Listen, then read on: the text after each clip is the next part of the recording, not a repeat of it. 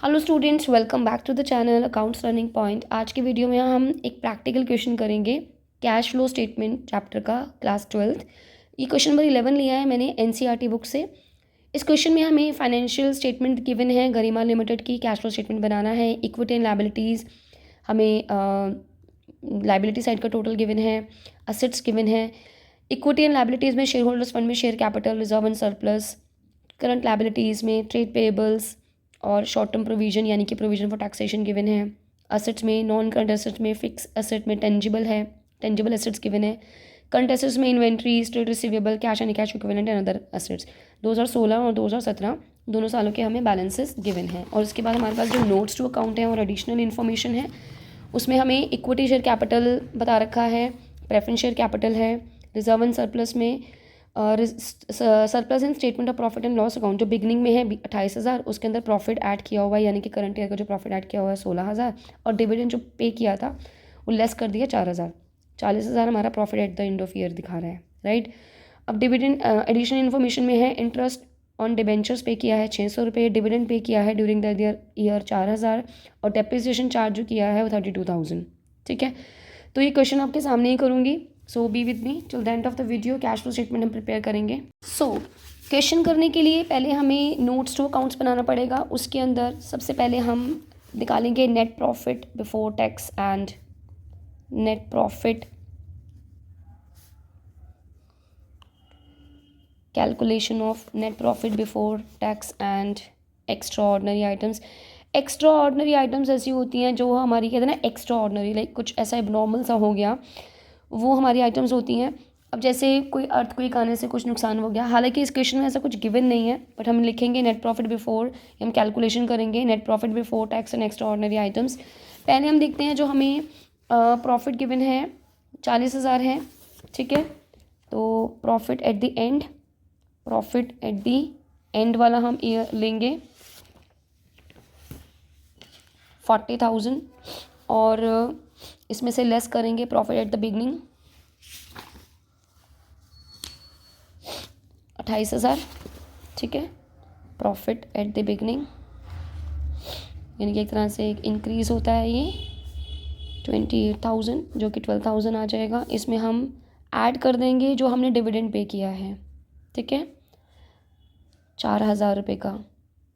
और अब हम इसमें ऐड करेंगे प्रोविज़न फॉर टैक्स। हमें इसमें प्रोविज़न फॉर टैक्स गिवन है, बट हमें ये नहीं पता कि प्रोविज़न पे कितना फॉर टैक्स गिवन है, टैक्स पे कितना किया है वो नहीं पता। करंट ईयर का 12,000 है और लास्ट ईयर का 4,000 है। हम करंट ईयर का प्रोविज़न लेते हैं कि इस साल हमने जो प्रोविज़न बनाई थी वो 12,000 की बनाई थी, इसी वजह से हम उसको ऐड कर देंगे। तो ये हमारे पास आ रहा है 28,000 net profit before tax and extra ordinary items, right. अब मैं यहाँ पर आपके सामने कैश फ्लो स्टेटमेंट बनाऊंगी। कैश फ्लो स्टेटमेंट गरिमा लिमिटेड का बना रहे हैं। सबसे पहले हम यहाँ पे लेंगे cash flow from operating activities. पहले हम ऑपरेटिंग एक्टिविटीज़ का बनाएंगे, ठीक है, जिसमें अभी हमने कैलकुलेट किया net profit before tax and extra ordinary items, net profit before tax and extra ordinary items जो हमने अभी कैलकुलेट किया 28,000, राइट। अब यहाँ पर हम एडजस्टमेंट करेंगे, एडजस्टमेंट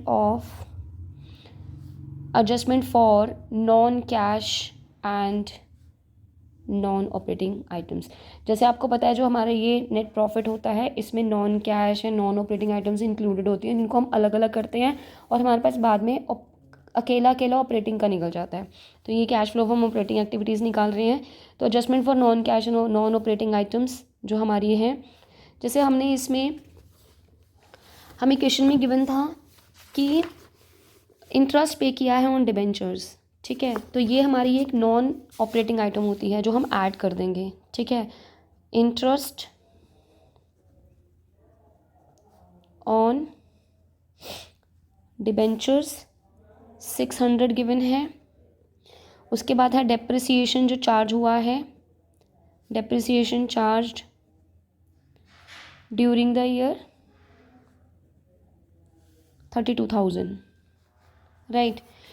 इसके बाद हमारे पास और इसमें कुछ नहीं है, ना ही कोई प्रॉफिट है ना ही कोई लॉस है। अब हमारे पास ये जो आ गया टोटल, ये हमारा है 60,600, ये हमारा है ऑपरेटिंग प्रॉफिट।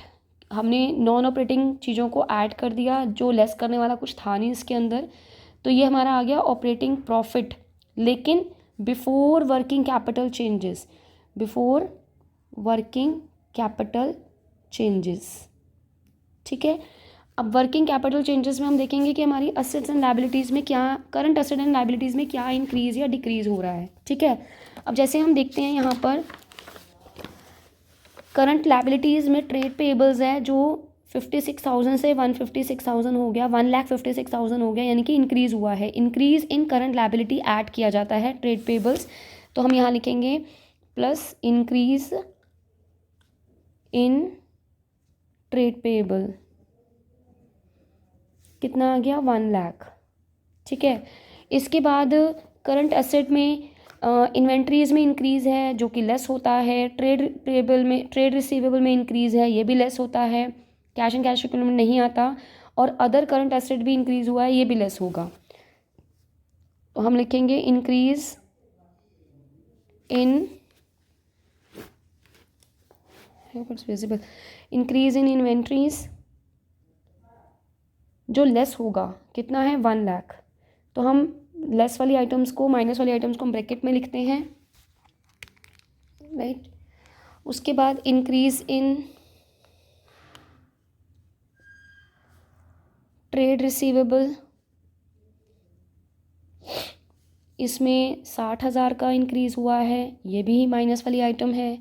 और increase in other current asset, other current asset बताया नहीं हुआ क्या है, तो हम लिखेंगे increase in other current asset 8,000। अब हम इसका टोटल करेंगे तो ये हमारे पास आ रहा है 8,600। ठीक है, अब इसके अंदर इनकम टैक्स के जो प्रोविज़न है वो हम लेस करेंगे। ठीक है, अब प्रोविज़न बेसिकली हमें करंट ईयर की जो प्रोविज़न थी वो तो 32,000, वो तो 12,000 थी। हम प्रीवियस ईयर का कि ये मान के चलेंगे जो प्रीवियस ईयर में हमने टैक्सेशन की प्रोविज़न बनाई थी वो इस साल हमने पे करा है।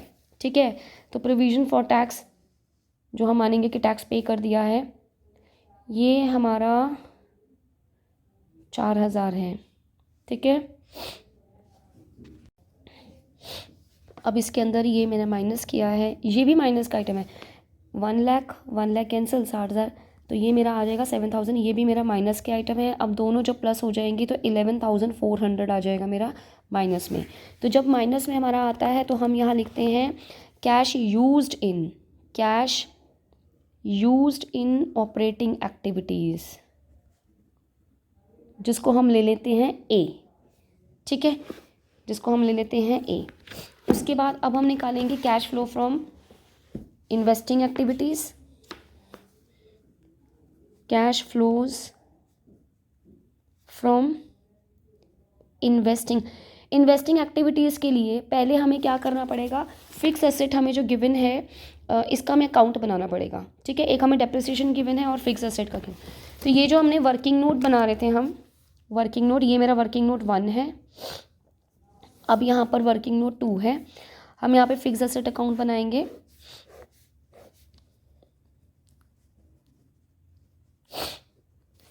क्रेडिट, डेबिट, फिक्स एसेट का हमेशा जो ओपनिंग बैलेंस होता है वो डेबिट बैलेंस होता है, बैलेंस BD जो हमें गिवन है 2 lakh rupees in the question. ठीक है, बाय बैलेंस CD 3,64,000, और यहाँ पर एक हमें डेप्रिसिएशन गिवन थी और हमें कोई अदर इन्फॉर्मेशन गिवन नहीं है, 32,000।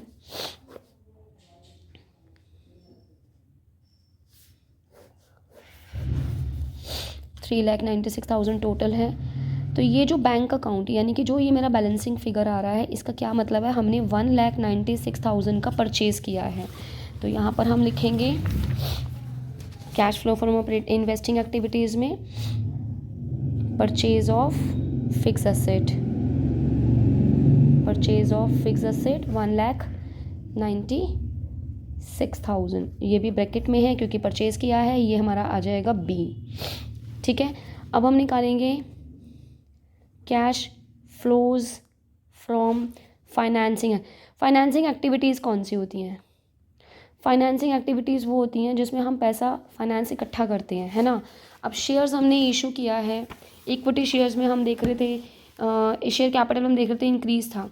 हमें नोट्स टू अकाउंट्स में गिवन है कि जो इक्विटी शेयर कैपिटल है वो 2 लाख से 3 लाख हो गया और प्रेफरेंस शेयर कैपिटल है वो 80,000 से 1,40,000 हो गया, यानी कि इंक्रीज़ हुआ है। तो हमने इक्विटी शेयर कैपिटल और प्रेफरेंस शेयर कैपिटल को हमने प्रेफरेंस शेयर्स और इक्विटी शेयर्स इशू किए हैं। ठीक है, तो हम यहाँ लिखेंगे प्रोसीड्स फ्रॉम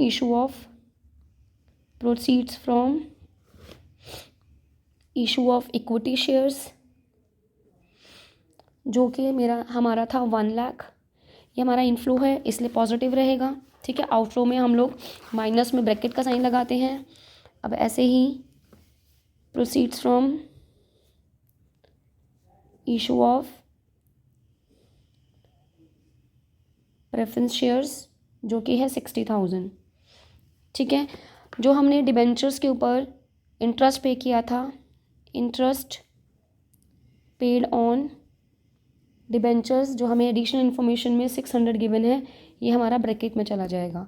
तो अब ये हमारा आ जाएगा पॉजिटिव में 1,55,400। ये हमारा है cash flows from financing activities, इसको बोलेंगे सी। अब हम नेट इंक्रीज़ निकाला हमने, net increase in cash and cash equivalent. कैसे?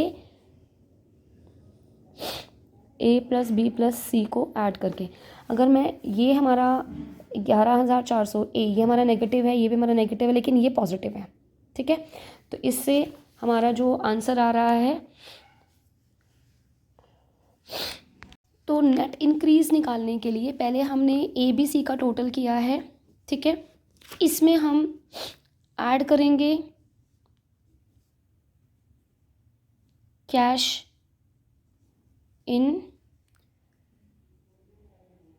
एट द बिगिनिंग वाला। ये हमारा कैश नेट, ये हमारा डिक्रीज़ है। ठीक है, अब जो हमारा बिगनिंग में at the beginning of the year जो हमारा गिवन था दैट वाज 80,000। ठीक है, अब इसमें ये हमारा आ रहा है 28,000। हमारा यहाँ पर ये नेट डिक्रीज़ भी हो सकता है। अब जैसे ए बी सी को जो मैंने ऐड किया है तो ये मेरा नेगेटिव में आ रहा है 52,000, और हमारा जो at the beginning of the year हमारे पास जो कैश था वो 80,000 था, और माइनस करने के बाद now at the end of the year 28,000 है। राइट, सो आई होप आपको क्वेश्चन समझ में आया होगा।